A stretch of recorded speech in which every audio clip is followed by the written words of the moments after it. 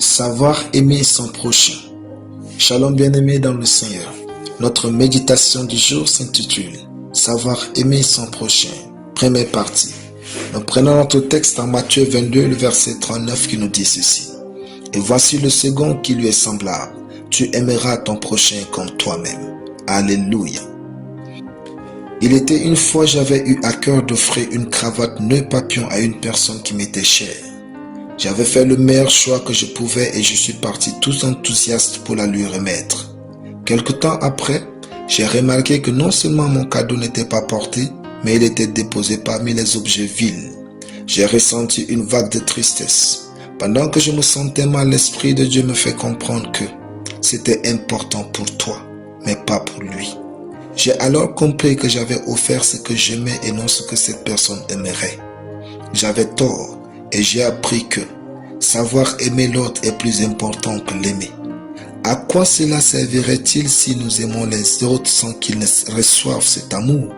En réalité, nous aimons, mais souvent nous ne savons pas le partager. C'est-à-dire, nous manquons souvent de manières ou méthodes pour manifester notre amour aux autres. Pourtant, c'est ce qui fait toute la différence et certifie notre obéissance à Dieu. Notre verset nous enseigne d'aimer notre prochain. Mais ce qui ne sort pas à première vue, c'est le fait de trouver comment aimer réellement son prochain. Pour cet homme frappé par les brigands dans Luc 10, à qui le Samaritain a manifesté de l'amour, pensez-vous que lui donner ma jolie cravate nœud papillon signifierait-il de l'amour pour lui? 1000 fois non. Mais le bon Samaritain a su aimer cet homme en utilisant son argent, son temps et sa monture pour le transporter à l'hôtel. Frère, cela ne sert à rien de prétendre aimer les autres si vous n'êtes pas prêt à les faire vivre cet amour. Sinon, c'est de l'ignorance ou de l'égoïsme narcissique. Impliquons donc toute notre bonté, notre intelligence, nos émotions, notre temps, notre richesse et nos valeurs à trouver comment faire vivre aux autres l'amour que nous avons pour eux. Aimer son prochain, c'est savoir l'aimer. Aimer son prochain, c'est trouver comment lui faire vivre cet amour et lui faire du bien.